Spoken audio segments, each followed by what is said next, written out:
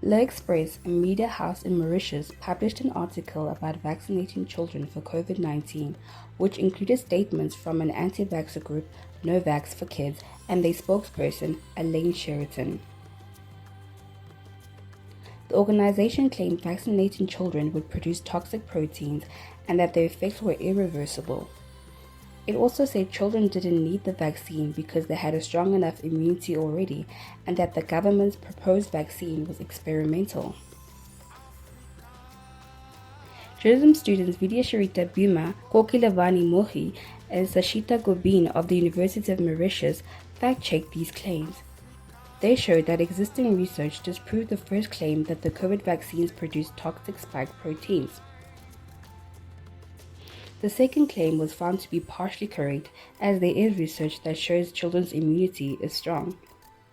The third claim was given a verdict of partially incorrect, given that Pfizer completed the vaccine's clinical trial for 2021 SARS-CoV-2 variants.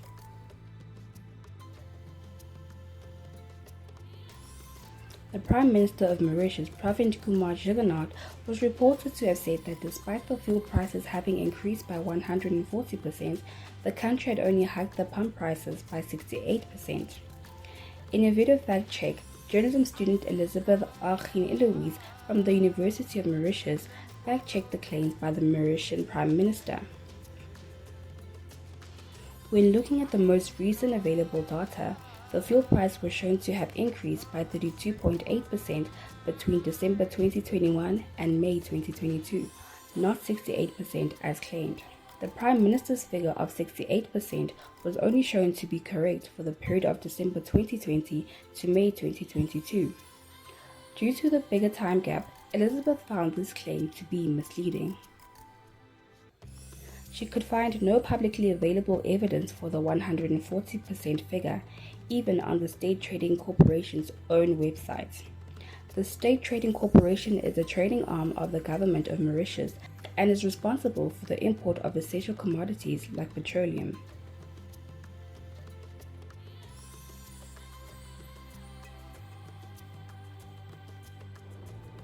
A Twitter account shared a collage of pictures said to prove the existence of US-sponsored biolaboratories in Nigeria in connection with a monkeypox outbreak earlier in 2022. Journalist Kunle Adebajo from Whom Angle found this claim to be incorrect. The laboratories pictured in the graphic shared by the Russian government are not secret facilities. They were set up to contain outbreaks and diseases such as tuberculosis, HIV and AIDS, Ebola, and COVID-19. And though they received funding from the US government, Kunle found no evidence to show the laboratories were militarized or used for anything other than promoting public health and safety. In addition, Dr. Olaleke Folaranmi, a consultant anatomic pathologist with background training in microbiology, told Kunle that the claims about research into biological weapons in Nigeria are extreme at face value, considering the expertise and equipment needed for such advanced projects.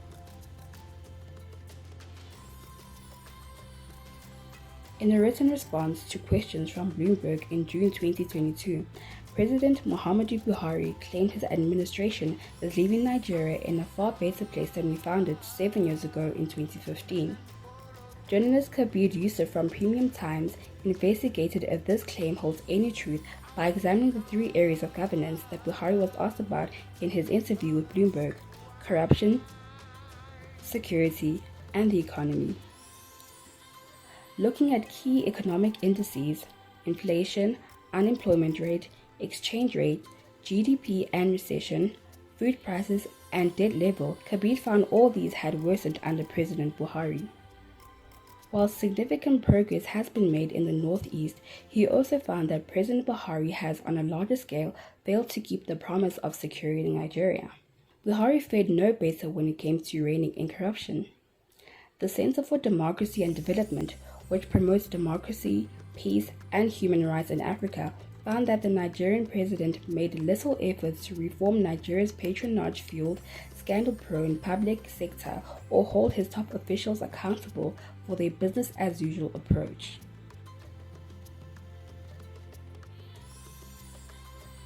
As Kenya was getting ready for general elections in August, social media platforms were awash with slick graphics promoting false and misleading quotes by politicians.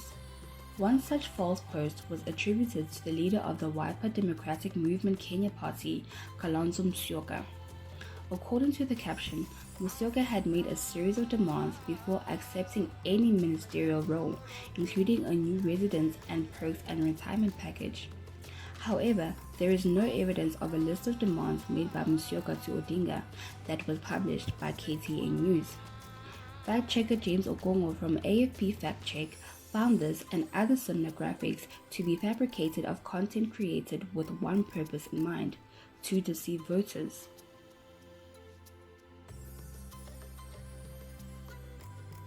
In December 2021, a Twitter campaign under the hashtag Justice for Albert trended in Ghana.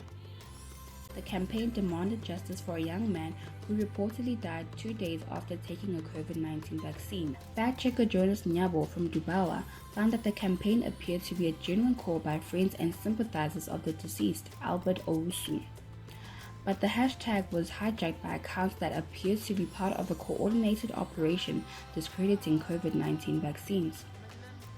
Jonas explained that some of the accounts central to the hashtag's amplification had bot-like behavior, which is very common in most Twitter disinformation campaigns. He found no concrete evidence that this operation was financially sponsored.